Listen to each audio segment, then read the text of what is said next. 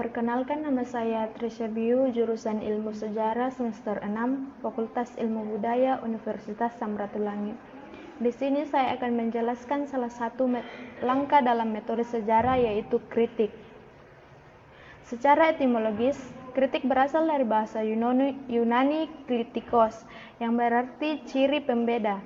Kata itu sendiri berasal dari bahasa Yunani kuno krites, yaitu orang yang membuat pendapat atau analisis yang tepat, penilaian nilai, pengamatan, atau interpretasi. Istilah ini biasanya digunakan sebagai menggambarkan terhadap pendukung suatu posisi yang bertentangan dengan objek kritik. Bagian A, pengertian kritik. Kritik adalah kegiatan pengujian secara kritis terhadap sumber-sumber sejarah untuk memperoleh otentitas atau kredibilitas. Tujuan utama kritik sumber adalah untuk menyeleksi data sehingga diperoleh fakta. Dalam metode sejarah dikenal dengan cara melakukan kritik eksternal dan kritik internal. Kritik internal ditujukan terhadap isi dari suatu sumber sejarah. Apakah isi yang ada dalam sumber itu memang dapat dipercaya atau tidak? Untuk itu harus dilakukan adalah membandingkan kesaksian antara berbagai sumber atau cross examination. Yang kedua, kritik eksternal. Kritik eksternal ditunjukkan untuk menjawab asli atau tidaknya sebuah sumber sejarah. Uji keaslian tersebut dapat dilakukan melalui beberapa cara, yaitu yang pertama, tipologi. Tipologi yaitu penentuan keaslian benda peninggalan sejarah berdasarkan ketentuan benda tersebut. Berarti semakin tua benda tersebut maka semakin asli, dan pada umumnya semakin sederhana makin tua. Yang kedua, stratifikasi. Berkaitan dengan tipologi, keaslian benda dalam hal ini dilihat dari tempat pada lapisan bumi mana benda tersebut ditemukan. Semakin ke atas semakin muda, dan semakin ke bawah maka akan semakin tua. Dalam hal ini, sejarawan akan meminta bantuan kepada seorang arkeolog. Yang ketiga, kimiawi, yaitu mengukur ketentuan suatu benda, fosil misalnya, berdasarkan unsur-unsur kimia yang terkandung, misalnya unsur kimia C14 atau argon. Apa yang dimaksud dengan kritik? Kritik merupakan adanya sebuah proses untuk menganalisis dan mengevaluasi sesuatu dengan tujuan meningkatkan dalam pemahaman, berkontribusi atau memperluas apresiasi untuk meningkatkan pekerjaan tersebut. Kritik yaitu adanya sebuah proses dalam mengevaluasi dan menganalisis sesuatu dengan tujuan meningkatkan pemahaman, meningkatkan kerja, dan memperluas apresiasi. Kritik adalah adanya kecaman atau celaan atau keadaan, perilaku, atau apa yang kita anggap menyimpang dan salah. Bagian B, jenis kritik. Terdapat berbagai jenis kritik, diantaranya ialah yang pertama, kritik keilmuan dan akademik.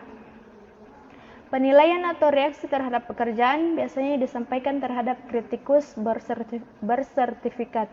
Ia mengikuti sebuah aturan atau metode kritik akademik dan berfungsi sebagai referensi bagi kolektor atau kurator lembaga seperti galeri dan museum yang melelang sebuah karya. Yang kedua, kritik populer atau seni. Hanya publikasi atau pengenalan sebuah karya untuk konsumsi massa atau publik, agar tidak menekan sebuah elemen dan menggunakan sebuah gaya bahasa yang mudah dipahami terhadap orang awam. Yang ketiga, kritik jurnalistik. Hasil sebuah tanggapan dipublikasikan secara terbuka di media massa, terutama di surat kabar, dan begitu sangat cepat dan dapat mempengaruhi sebuah persepsi publik. Yang ketiga, kritik pendidikan. Meningkatkan dan menambah sensitivitas artistik dan estetika subjek pembelajaran seni. Sering digunakan di lembaga pendidikan, terutama untuk meningkatkan kualitas karya seni yang dihasilkan oleh siswa di sekolah ketika akan mengatur sebuah mata pelajaran budaya. Yang bagian C, ciri-ciri kritik. Terdapat berbagai ciri-ciri kritik, diantaranya ialah sebagai berikut. Yang pertama, memberikan sebuah jawaban untuk subjek atau studi karya sastra. Yang kedua, memberikan solusi atau kritik yang membangun. Yang ketiga, saya kira tidak.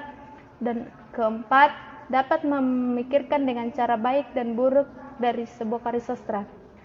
Yang kelima, memiliki sifat objektif. Yang keenam, dapat menjelaskan sebuah penilaian pribadi tanpa memuat ide.